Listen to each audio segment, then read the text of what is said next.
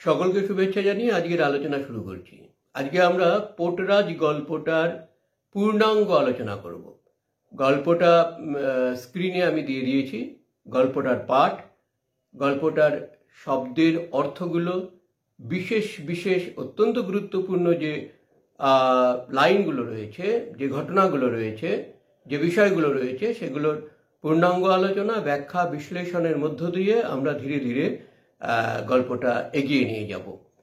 এর আগের ভিডিওতে পোর্টরাজ কাদের বলা হয়, তাদের পরিচয় কি, তারা কি করেন, ভারতের কোন অঞ্চলে পোর্টরাজ সংস্কৃতির বিস্তার আছে, সেই সম্পর্কে পরিপূর্ণ একটা পূর্ণাঙ্গ আলোচনা কিন্তু করেছি।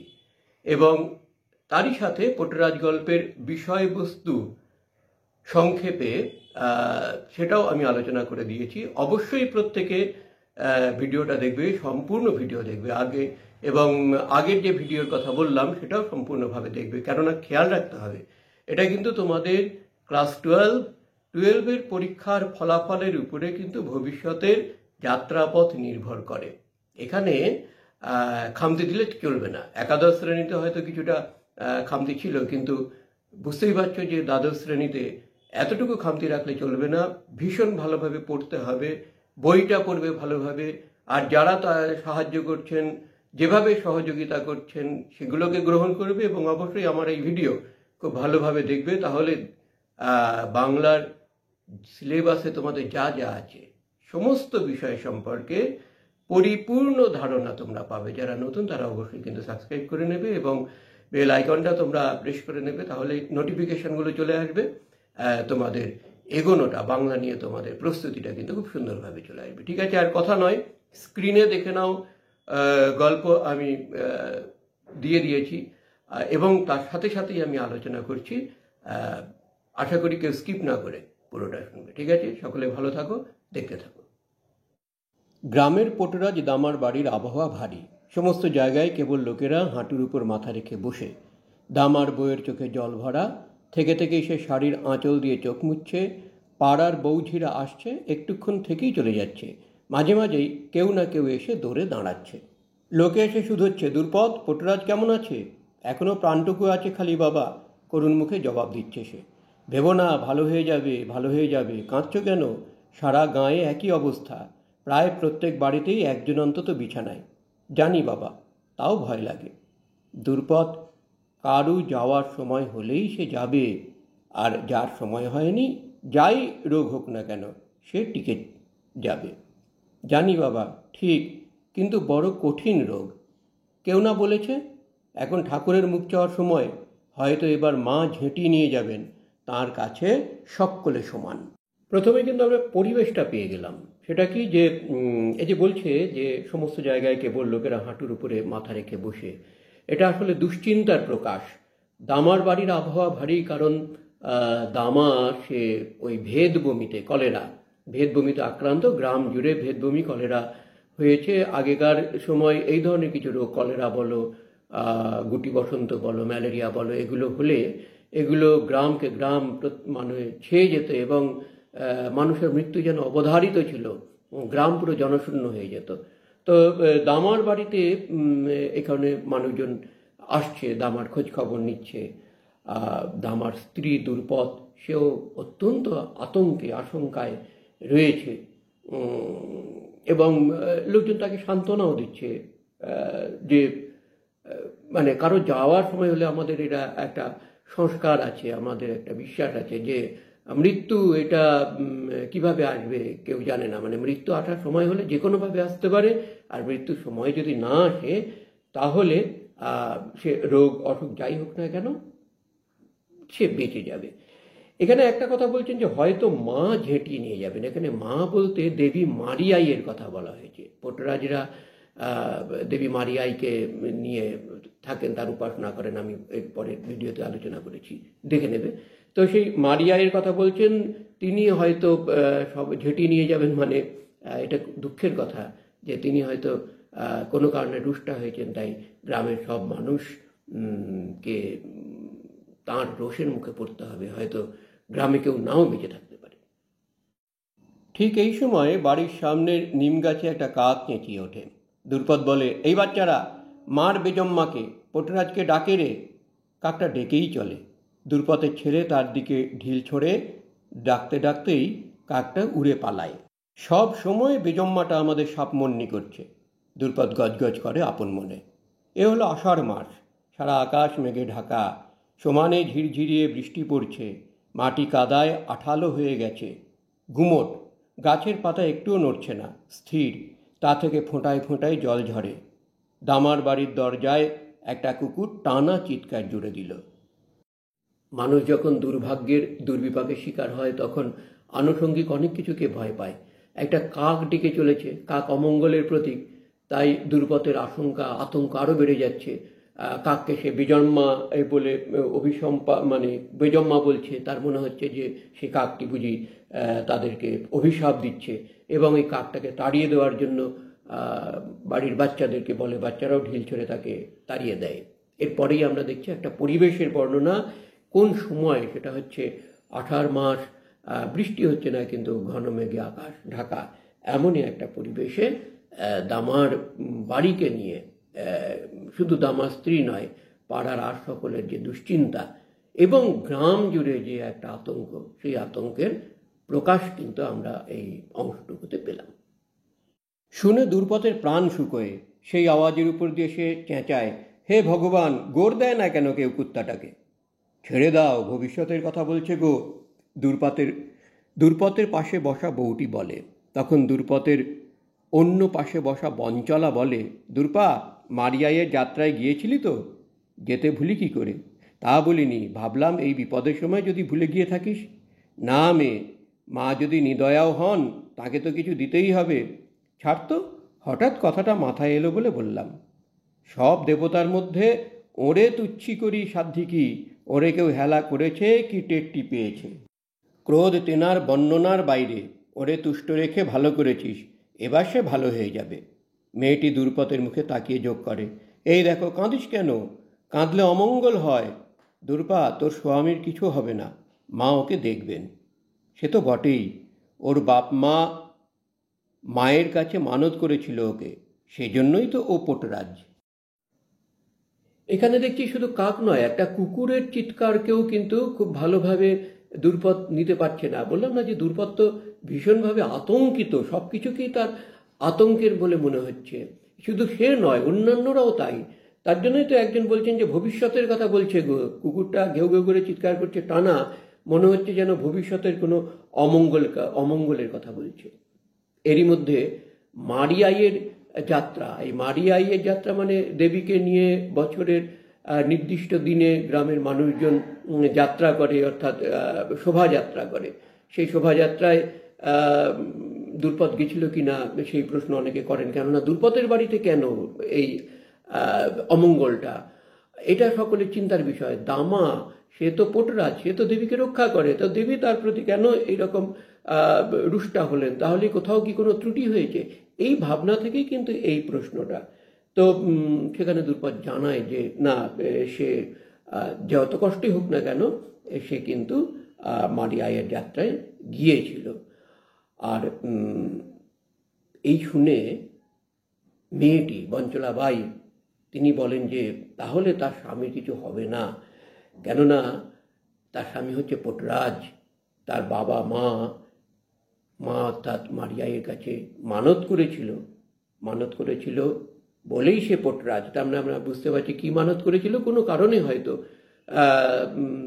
দামার বাবা মা কোনো কারণে, হয়তো দামা অসুস্থ ছিল জন্মের পরে, কিছু না কিছু তো হবেই, যে মানত করেছিল যে দামা যদি সুস্থ হয়ে থাকে, বেঁচে থাকে, বা তাদের যদি কোনো পুত্র সন্তান হয় তাহলে সে পোটরাজ হবে, তাকে পোটরাজ করা হবে, এ ধরনের নিশ্চয়ই কোনো একটা মানত করেছিল বলে দামা পরবর্তী জীবনে পোটরাজ হয়েছে। চঞ্চলাবাই বলে, তাহলে এই তো বুঝেছ, দামা হলো গিয়ে মায়ের পোটরাজ, তার ভক্ত, নিত্যি তাঁর পুজো করে। মা কি তাঁর ভক্তকে ভালোবাসেন না?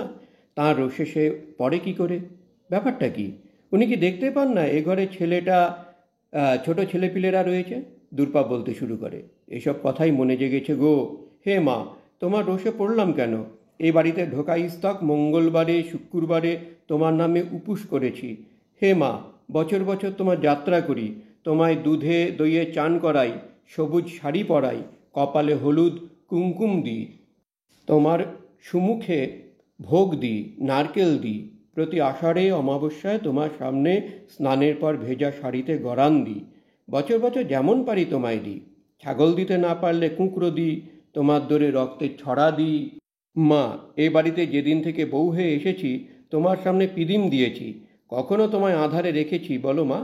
তোমারে এত ভক্তি করি, তবু আমার কপালে এমন কেন মা? কিন্তু এত কথাবার্তা, এত সান্ত্বনার মধ্যেও কি আর দামার মন টেকে? সে তো চিন্তা করে, সে যেন দেবীর কাছে একটা কৈফিয়ত দাবি করে যে সে তো সমস্ত দেবীকে সন্তুষ্ট রাখা, তার উপাসনা করা, দৈনিক কাজকর্মের কোথাও তো সে কোনো খামতি রাখে না। মঙ্গলবার আর শুক্রবারে সে উপোস করে, বছর বছর শোভাযাত্রা করে, মাকে নিয়ে দুধ দিয়ে দই দিয়ে স্নান করায়, মায়ের প্রিয় শাড়ি সবুজ শাড়ি পরায়, তারকে ভোগ দেয়, প্রতি আষাঢ় মাসে অমাবস্যায় ভেজা শাড়িতে গরান দিই মানে দেখবে দণ্ডিকাটা, অর্থাৎ সাষ্টাঙ্গে দীর্ঘ পথ অতিক্রম করা, একেবারে পুরো শুয়ে পড়ে দেবীর নামে, এ ধরনের রীতি কিন্তু শুধু ওখানে নয়, বিভিন্ন জায়গায় রয়েছে। ছট পুজোর সময় কিন্তু সূর্যের প্রতি এরকম সাষ্টাঙ্গে অনেকে নিজেদের নিবেদন করেন।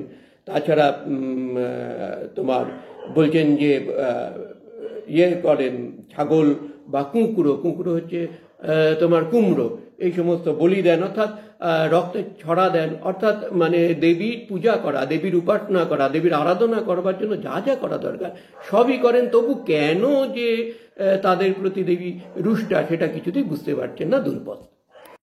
মা, তোমার লীলে বুঝি না, দুর্পদ বলেই চলে, তার গলায় আরতি। শেষে মারিয়াইয়ের মন্দিরের দিকে মুখ করে হাত জোর করে সে প্রার্থনা করে, দেবী, আমি কি কোনো ভুল করেছি? কি ভুল করেছি? ভুল করে থাকলে শাস্তি দাও, কিন্তু আমার স্বামীকে বাঁচাও, তার হাগা বমি বন্ধ করে তাকে ভালো করো মা। আবহাওয়া থমথমে, গায়ের সর্বত্র কান্না আর চিৎকারের আওয়াজ, আর দুর্পদের বাড়ির বাইরে নিমগাছে বসে একটা কাক ডাকছে। শুনে তার হাত পা স্থির। রাতে একটা ফেউ বাড়ির চারদিকে চক্কর দিতে দিতে তীক্ষ্ণ চিৎকারে অন্ধকারকে চেরে, আর দুর্পতের বুকের ধুকধুকি পলকের জন্য থমকায়। তারপর নতুন দিন হয়, আকাশে মেঘ ঘন করে আসে, চারদিক অন্ধকার, খাঁ লাগে, সমানে বৃষ্টি পড়ছে, সূর্য উঁচু হয়ে যায়, কিন্তু মেঘের জন্য চোখে পড়ে না। এমন সময় গাঁয়ের মোড়ল আর তার চেলা দুয়ারে আসে, চেঁচিয়ে বলে, দামা, বাড়ি আছো নাকি দামা? এখানেও কিন্তু গ্রাম জুড়ে সেই আতঙ্কের ছবিটা রয়েছে, দামার আতঙ্কের ছবিটা রয়েছে। রাত্রি হয়ে এসেছে, একটা ফেউ হচ্ছে শিয়াল, বাঘের মতন দোরাকাটা দাগ থাকে যে শিয়ালে, সেই শিয়ালকে ফেউ বলা হয়। সেই ফেউ মানে তীক্ষ্ণ চিৎকার করে চলে যাচ্ছে, অর্থাৎ যা যা কিছু অমঙ্গলের বলে আমাদের বিশ্বাস, আমাদের আশঙ্কা, সমস্ত অমঙ্গলের ঘটনাগুলো ঘটে যাচ্ছে, আর তাতে আতঙ্ক দুর্পথের আরও বেড়ে যাচ্ছে। পরের দিনকে পরিবেশ একই রকম, অর্থাৎ আবহাওয়া একই রকম, শুধু তাই নয়, আরও ঘন মেঘ পুরো দিনটাকে যেন অন্ধকারে ঢেকে ফেলেছে। এমন সময় গাঁয়ের মোড়ল আর তার চেলারা এসে দামার খোঁজ করে। পটুরাজের বাড়ির ভেতর থেকে কোনো জবাব আসে না, এমনকি ফিসফিসানিও না। তাতে মোড়ল গলা চড়ায়, ওহে দামা, পটুরাজ বাড়ি আছো? শেষ পর্যন্ত কেউ একজন উঁকি মারে এবং লোক চারজনকে দেখে বলে, গ্রাম মণ্ডলের লোকেরা এসেছে গো। বঞ্চলাবাই বলে, সে তো সত্যি, পটুরাজ কেমন আছে দেখতে লোকে তো আসবেই। 3 দিন হয়ে গেল পটুরাজ রোদে বেরোয় না। তাছাড়া প্রায় সব বাড়িতেই একজন করে বিছানায়। কে যে কাকে বলে, কে কি বলবে, কেউ জানে না আজ তার কপালে কি ঘটবে। তা ঠিক, তাও সবাই অন্যকে জিজ্ঞেস করে। ভুলো না দামা গাঁয়ের পটুরাজ, আরে এখন যখন মা খেল শুরু করেছেন, যেই তার সামনে পড়বে সেই তার কোপে পড়বে, তাই এই দৌড়ে লোককে আসতেই হবে। মেয়েরা যখন কথা বলছিল, দুর্পদ দরজার কাছে গেল। বাইরে আস্তে আস্তে আঁচল দিয়ে চোখ মুছল দুর্পদ। মোড়ল এবং তার চেলারা দামার খোঁজ করে কেন আমরা জানতে পারলাম এখান থেকে, যে 3 দিন হলো পটুরাজ রোদে বেরোয় না। রোদে মানে পরিভ্রমণে, রোদ শব্দটা ইংরেজি রাউন্ড শব্দটা থেকে এসেছে। এই গল্পের ভাষাটা কিন্তু খুব সুন্দরভাবে শব্দ চয়ন করেছেন, একেবারেই কথ্য শব্দ, যেগুলো মুখের শব্দ। চলিত ভাষা আর কথ্য ভাষার মধ্যে পার্থক্য রয়েছে। কথ্য ভাষা মানে একেবারে মুখের ভাষা, মানুষ যে ভাষায় কথা বলে। এখানে কিন্তু সেই ভাষা, সেই শব্দ চয়ন করছেন লেখক, অনুবাদক। লেখক তো মারাঠি ভাষায় লিখেছেন, সেটাকে অনুবাদ করছেন যখন সুনন্দন চক্রবর্তী বাংলায়, তখন কিন্তু শব্দ চয়নের ক্ষেত্রে তিনি যে পরিবার, যে পরিবেশ, যে সমাজ ব্যবস্থায় তারা রয়েছেন, সেই পরিবার, সেই পরিবেশ, সেই সমাজ ব্যবস্থা বাংলায় থাকলে তারা কিভাবে কথা বলতেন, কোন শব্দে কথা বলতেন, সেই শব্দের প্রয়োগগুলো কিন্তু এখানে আসছে। তো সেটাই হচ্ছে বিষয় যে মোড়ল এবং তার চেলারা তার বাড়িতে এসেছেন। কেন এসেছেন আমরা দেখি। মোড়লের সামনে দাঁড়িয়ে মাথা ঝুঁকিয়ে বলল, পেন্নাম হই। তার অবস্থা দেখে মোড়ল শুধল, দামা কোথায়? কদিন? ঘরে, বিছানায়। বিছানায় কেন? মায়ের দয়া। বলতে বলতে সে কেঁদে ফেলে, মুখ ঢাকে সে। বলো কি, মা নিজের বক্তকেই হেনেছেন? মোড়ল অবাক হয়। আরেকজন বলে, নয় কেন? মানুষ তো সে। তা ঠিক, কিন্তু তার সকাল সাঁঝ মায়ের ছায়ায় বসবাস। কিন্তু দেবীর চক্কর যখন শুরু হয়েছে, কে যে কোপে পড়বে আর কে পড়বে না তার ঠিক নেই। তা ঠিক, মোড়ল বলে। তারপর দূরপথের দিকে ঘুরে তাকায়। দূরপথ, আমাদের আরেকবার যাত্রা করতেই হবে। হ্যাঁ, করতেই হবে, মাকে খুশি করতেই হবে, কান্নার ফাঁকে ফাঁকে বলে দূরপথ। কিন্তু আমাদের সেবাইতকে না হলে যাত্রা করা যাবে কি করে? ঠিক, কিন্তু মরদটা আমার পড়ে আছে যে। তাহলে এখান থেকে আমরা বুঝতে পারলাম কি, যে গ্রামের মোড়ল এবং তার চেলারা এসেছেন এই যে একটা দুঃসময় যাচ্ছে গ্রামে, সেই দুঃসময়ে তাদের ধারণা যে গ্রাম দেবীকে যদি গ্রামের মানে মূল স্থান থেকে তাকে সরিয়ে নিয়ে গ্রামের উপান্তে স্থাপন করা যায়, তাহলে হয়তো দেবীর রোষ থেকে গ্রামের মানুষ রক্ষা পাবেন। আর দেবীকে নিয়ে যেতে পারে একমাত্র পটরাজ। দামা অসুস্থ, সেটা শুনে গ্রামের মোড়ল বা অন্যান্যরা তারাও অবাক হয়েছেন। কিন্তু তাদের বক্তব্য হচ্ছে যে দামাকে যেভাবেই হোক যেতেই হবে, যাত্রা করতেই হবে। কিন্তু সে কি করে করবে? দূরপথের প্রশ্ন, যে সে তো উঠতে বুঝতেই পারছে না, চলতে পারছে না, কিভাবে এটা সম্ভব? দূরপথও বিশ্বাস করছে যে দেবীকে সরিয়ে নিয়ে যাওয়া দরকার, গ্রামের উপান্তে রেখে আসা দরকার, কিন্তু দামা অর্থাৎ স্বামী কিভাবে করবে সেটা সে কিন্তু বুঝে উঠতে পারছে না। এখানে মরদ বলতে স্বামী, হ্যাঁ, আমাদের গ্রাম্য ভাষায় স্বামীকে মরদ বলা হতো, এখনো বলা হয়। পথ, মাকে গায়ের সীমানায় নিয়ে যেতে হবেই।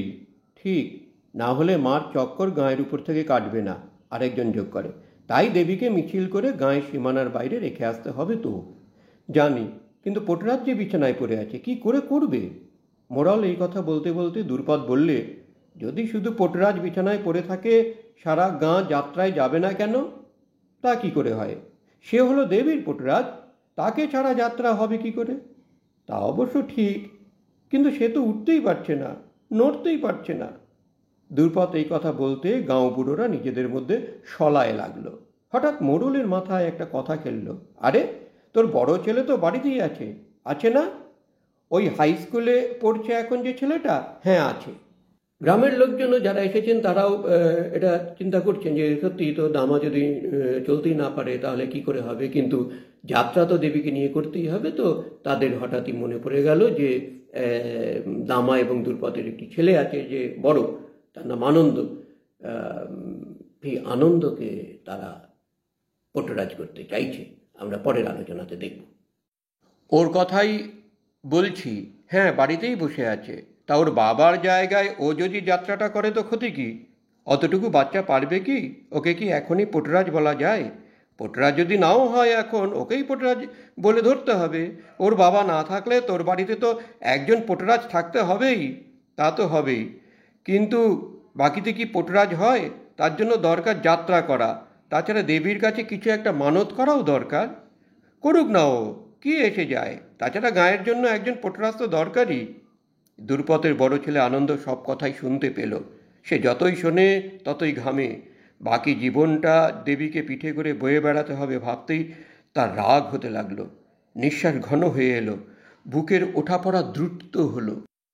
ইতিমধ্যে মোড়লের সঙ্গে যারা এসেছিল তাদের মধ্যে একটা লোক সব জানতার মতন বলে উঠল, ও রাজি না হলে গোটা গাঁটাই মায়ের কোপে পড়বে।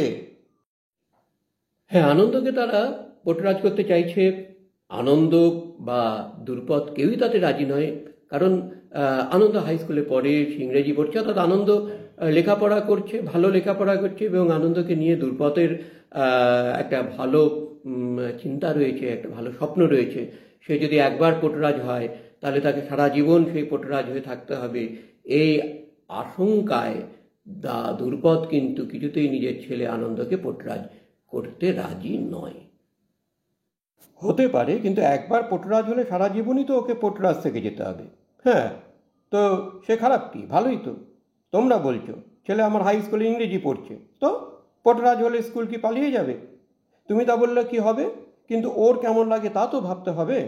বাহ, কেবল ছেলের কথাই ভাবছিস, বাকি গাঁটা কি হবে? দুজনের কথাই ভাবতে হবে। হঠাৎ মোড়লের সঙ্গে যারা এসেছিল তাদের মধ্যে একজন একরোখা গোছের লোক কর্কশভাবে বলে উঠল, ছাড় তো, ওকে পোটরাজের পোশাক পরিয়ে পাঠাচ্ছিস কি না? হ্যাঁ না না, গায়ের ধারে মিছিল নিয়ে যেতেই হবে। এই ধমকানোর সুর শুনে আনন্দ রাগে কাঁপতে শুরু করলে, লাফিয়ে উঠে সে হাত মুঠি করলে। রাগে তার চোখ ঠেলে বেরুচ্ছে। দ্রুপদ ঠিক সেই সময় জবাব দিল, এরকম কথায় মায়ের রাগ কি পড়বে? কিন্তু গ্রামের মোড়ল বা তার চালারাই বা তা মানবে কেন? তারা এক প্রকার জোর করছে। দ্রুপদ নানাভাবে তাদের সঙ্গে কথা বলে মানে তার ছেলে আনন্দকে রক্ষা করবার চেষ্টা করলেও তারা কিন্তু সেটায় কর্ণপাত করলেন না, এবং একটা সময় তাদের মধ্যে একজন বেশ হুমকি সুরেই দ্রুপদকে বলে যে পোটরাজের পোশাক পরিয়ে আনন্দকে নিয়ে আসতেই হবে। এতে আনন্দ কিন্তু অত্যন্ত ক্রুদ্ধ হয়। মোড়ল দ্রুপদকে বলে, কথা ঘোরাস না, কাজের কথা বল, ভবিষ্যতের কথা ভেবে বল, হ্যাঁ কি না। ভয় দেখিয়ে গ্রামমণ্ডলের লোকেরা ফিরে গেল। দ্রুপদ বোঝে না কি করবে। ঘরে গিয়ে কপাল চাপড়ে মেঝেতে পড়ে সে। দামা শূন্য দৃষ্টিতে বউয়ের দিকে তাকিয়ে থাকে। আর আনন্দ দৌড়ে বাড়ি থেকে বেরিয়ে যায়। দ্রুপদ ভাবে, ছেলেটা দৌড়ে গেল কেন? ভাবতে ভাবতে উঠে সে দরজায় যায়। দেখে সে মারিয়ায়ের থানের দিকে হনহনিয়ে যাচ্ছে। চেঁচিয়ে ডাকে, আনন্দ, আনন্দ! কিন্তু আনন্দ দ্রুত চলে যায়। সেদিন অনেক রাত্রে সে বাড়ি ফিরে আসে। তাকে দেখে মনে হয় যেন কোনো একটা ঘোরের মধ্যে আছে। রাত্রি যায়, সকাল আসে। সূর্য উঠলে সে চুপচাপ কাছের নদীতে চান করতে যায়। চান সেরে ধীরে ধীরে বাড়ি ফিরে বাবার কাছে এসে বসে। বাড়িতে তখনও যারা আছে তাদের কথা শোনে সে, মন দিয়ে শুনে। শুনেছ, মা নিজে গাঁয়ের ধারে গিয়ে বসে আছেন। হা ভগবান, গেলেন কি করে? মোড়ল সহ গ্রামের লোকেদের এই হুমকিতে স্বাভাবিকভাবেই আরও দুশ্চিন্তায় পড়ে যায় দ্রুপদ। দামা তো শুনতেই পাচ্ছে সমস্ত কিছু, সেও দুশ্চিন্তাগ্রস্ত হয়ে ওঠে। ইতিমধ্যে আনন্দ দেখা যায় যে ঘর থেকে বেরিয়ে সেই মারিয়ায়ের থানের দিকে চলে গেল। সে যত ডাকছে মানে আনন্দকে, তার মা, আনন্দ কোনো কথা না শুনে সেদিকেই চলে গেল। এবং অনেক রাত্রে সে বাড়ি ফিরে আসে। আর তারপরে সকালবেলায় সে নদীতে স্নান করে বাবার কাছে এসে বসে। আর সেই সময়ই একটা আলোচনা শুনতে পায়। আলোচনার বিষয়বস্তুটা হচ্ছে যে মা, অর্থাৎ দেবী মারিয়াই, তিনি নিজেই নাকি গাঁয়ের ধারে চলে গেছেন। বলিস কি রে, গেলেন কি করে? দেবতা তো, আজ এখানে কাল ওখানে, বিশ্ব সংসার ওনারই হাতে। ঠিক কথা, দেবীর লীলা, পেত্তয় যায় না। যা বলিস বল। দেখে মনে হলো মা খুশিতে বসে। নতুন একটা সবুজ শাড়ি পরেছেন, গলায় অনেকগুলো সবুজ বালা দিয়ে তৈরি একটা নতুন হার, রূপোর চক্ষু সামনে চেয়ে আছে। তাই কি খালি, সারা গাঁ সেখানে ভেঙে পড়েছে। দ্রুপদ মাঝে এসে পড়ে। সত্যি সত্যি নাকি? তার এখনও সন্দেহ যায়নি। সত্যি তো বটেই, মা নিজেই গাঁয়ের ধারে চলে গেছেন, বসার জায়গাটাও নিজে বেঁচেছেন। গাঁয়ের লোকের বিশ্বাস দেবীর চক্কর এবার কেটে যাবে। ঠিক, এতেই বোঝা যায় দামাকে দেবী কী চোখে দেখেন, পোটরাজ বলে পোটরাজ বটে। বলছো তাই? দ্রুপদের আর খুশি ধরে না। লোকে বলছে বটে, দামার ভক্তির জন্যই মা গাঁয়ের ধারে গেছেন। কেমন একটা দোলাচলে পড়ে যায় দ্রুপদ বা অন্যান্যরা। কেননা দেবী মূর্তি, সেটা তো যাই হোক না কেন মানুষ বিশ্বাস করুক, তার প্রতি পুজো দেয় ইত্যাদি, কিন্তু আলটিমেটলি তো এটা একটা মূর্তি, আর মূর্তি জড় পদার্থ, সে কি করে যাবে? কিন্তু অনেকের বিশ্বাসটা আরও গভীর। তাদের ধারণা যে মূর্তি হোক আর যাই হোক, মা তো দেবতা, তিনি বিশ্ব সংসার তিনি নিয়ন্ত্রণ করেন, ভগবানই তো বিশ্ব সংসার নিয়ন্ত্রণ করেন। তিনি যদি চান তাহলে তার পক্ষে কোনোটাই অসম্ভব না। আজ এখানে কাল সেখানে, তার পক্ষে যাওয়ার কোনো অসম্ভবের বিষয় নয়। তাই দেবী স্বয়ং ওখানে মানে গ্রাম ছেড়ে একটা সুন্দর জায়গায় গিয়ে অবস্থান করছেন। শুধু তাই নয়, তিনি তার প্রিয় সবুজ রঙের শাড়ি পরেছেন, সবুজ বালা দিয়ে তৈরি হার পরেছেন। সারা গাঁয়ের লোক সেখানে এসে, যে সারা গাঁ সেখানে ভেঙে পড়ছে, গ্রাম যে আর ভেঙে পড়ছে তা নয়, মানে গ্রামের মানুষ, সমস্ত গ্রামের মানুষ সেখানে গিয়ে জড়ো হচ্ছে এবং প্রত্যেকেই দেবীর নামে জয়ধ্বনি দিচ্ছে। শুধু দেবীর নামে জয়ধ্বনি দিচ্ছে তা নয়, তাদের ধারণা যে দামা অত্যন্ত একজন পুণ্যবান মানুষ। দামা নিজে দেবীকে গাঁয়ের ধারে নিয়ে যেতে পারবে না, এটা উপলব্ধি করে দেবী মারিয়াই স্বয়ং গাঁ ছেড়ে চলে গেছেন। তার জন্য দেবী মানে গ্রামের লোকেরা, পোটরাজের প্রতিও গ্রামের লোকেদের ভক্তি এবং বিশ্বাস আরও বেড়ে যায়। লোকে বলছে দামা বড় পুণ্যবান। দামা যে এতক্ষণ মরার মতো শূন্য চোখে শুয়েছিল, শুনতে পেল, দেহে যেন বল ফিরে পেল। উঠে বসে জল চাইল সে, খুব তেষ্টা পেয়েছে, এইভাবে জল খেল। তারপর একটু গরম ভাতের পায়েস খেল, বেশ ভালো বোধ করতে লাগলো সে। তাকে উঠে বসতে দেখে দ্রুপদ একটু ঠান্ডা হলো। তার স্বামী হঠাৎ খাড়া হয়ে উঠেছে, এবার বেশ লাগছে তার। আকাশের দিকে স্পষ্টতই ভক্তিভরা চোখে তাকিয়ে সে হাত জোর করল। হতে পারে, কিন্তু সকাল সাঁঝ দেবীর ছায়ায় বাস, সে কথা ঠিক। আর দেবীর চক্কর যখন শুরু হয়েছে, কে তার কোপে পড়ে ঠিক কি? সে তো বটেই। সবাই থালায় নারকোল আর নিভোদ নিয়ে গায়ের ধারে চলেছে। যে কোনো জায়গা থেকে পুজোর আওয়াজ শুনতে পাবে, সবাই খুশি। ইতিমধ্যে মিছিল দামা পোটরাজের বাড়ির সামনে পৌঁছায়। ঢাক বাজছে, ঘণ্টা বাজছে, গান হচ্ছে। দেবীর পূজা সেরে মিছিল ফিরছে। ভক্তেরা উল্লাসে চেঁচিয়ে ওঠে, মারিয়াই কি জয়। পোটরাজের প্রতি সেই বিশ্বাস বেড়ে যাওয়া থেকে আমরা দেখতে পাচ্ছি এই অংশে যে গ্রামের মানুষজন পোটরাজ দামার বাড়িতে আসে, দামার নামে জয়ধ্বনি দিতে থাকে, দামার গলায় মালা পরিয়ে দেয় এবং এই সমস্ত ঘটনায় দামাও একটা বল পায়। সে অসুস্থ ছিল, কিন্তু হঠাৎ যেন তার শরীরে বল ফিরে আসে। সে গরম ভাতের পায়েস খেলো। এটা কেমন লাগতে পারে তোমাদের? আসলে আমরা ফেনা ভাত ছোটবেলায়, ওই ভাতের যে মাড়, সেই ভাতের মাড়ের সঙ্গে ভাত দিয়ে সেটা আমরা খেতাম, কাঁচা লঙ্কা লবণ দিয়ে খেতে ভালোই লাগতো। হ্যাঁ, দরিদ্র পরিবার থেকে উঠে আসা প্রত্যেকেরই এরকম অভিজ্ঞতা রয়েছে। আমরা ব্যক্তিগতভাবে আমি ভীষণই দরিদ্র পরিবারের, প্রায় খেতে না পাওয়া একটা পরিবারে বড় হয়েছি, তো এরকম আর কি। এবং জিনিসটা কিন্তু পুষ্টিকর। এবার গ্রামের মানুষের এই ধরনের খাওয়ার অভ্যাস রয়েছে। ওটাকেই সম্ভবত ওই ভাতের মাড় দিয়ে ভাত খাওয়াটাকেই মানে সম্ভবত গরম ভাতের পায়েসের কথা এখানে বলা হচ্ছে। উল্লাসের চিৎকার শুনে দামার হাতে পায়ে বল ফিরে আসে। তার মনে হয় ফের শরীরে রক্ত চলাচল শুরু হলো। উঠে এসে আস্তে আস্তে দরজায় এসে দাঁড়ায়। দরজার কাঠে ভর দিয়ে দাঁড়িয়ে থাকে। পুরো মিছিলটা এখন তার বাড়ির সামনে। নারী পুরুষের কণ্ঠ থেকে নিঃসৃত হয় উল্লাসধ্বনি, মারিয়াই কি জয়, দামা পোটরাজ কি জয়। সেই চিৎকারে দামার মুখ আলো হয়ে যায়। তারপর মিছিল থেকে একজন এগিয়ে এসে তার গলায় হলুদ ফুলের মালা পরিয়ে দেয়, আর আবার সকলে তার নামে জয়ধ্বনি দেয়, দামা পোটরাজ কি জয়। আনন্দ দরজায় এসে দাঁড়িয়েছিল। অন্যমনস্কভাবে সে মিছিলটাকে লক্ষ্য করে। তার মুখ শক্ত হয়ে যায়। মিছিল গাঁয়ের দিকে এগোয়। দামা ঘরে ঢুকে আসে। দ্রুপদ বাইরেই দাঁড়িয়ে থাকে। তার মুখ থেকে আলো ঠিকরে পড়ছে।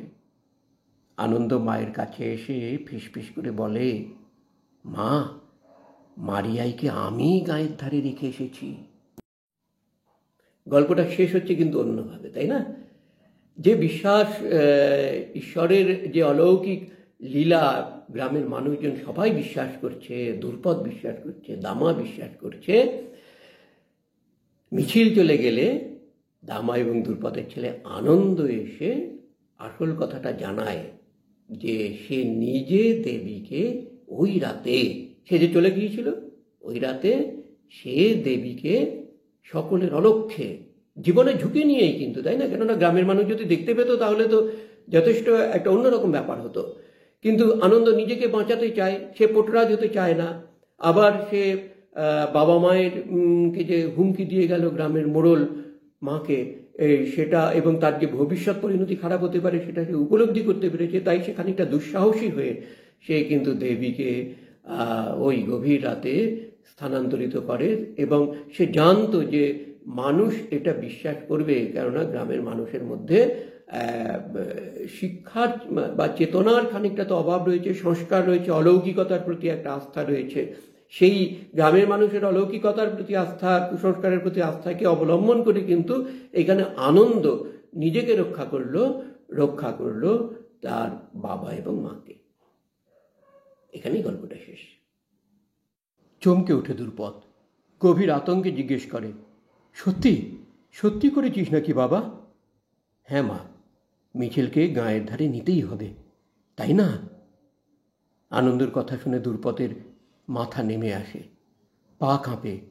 ছেলেকে হঠাৎ কাছে টেনে কাঁপা কাঁপা গলায় বলে, আনন্দ, ভুলিস না, কাউকে কখনো বলবি না, আমার মাথার দিব্যি, কাউকে না। এই বলে তাকে আবার জড়িয়ে ধরে। এবারে হাসে আনন্দ। গল্পটা অনুবাদ করেছেন সুনন্দন চক্রবর্তী।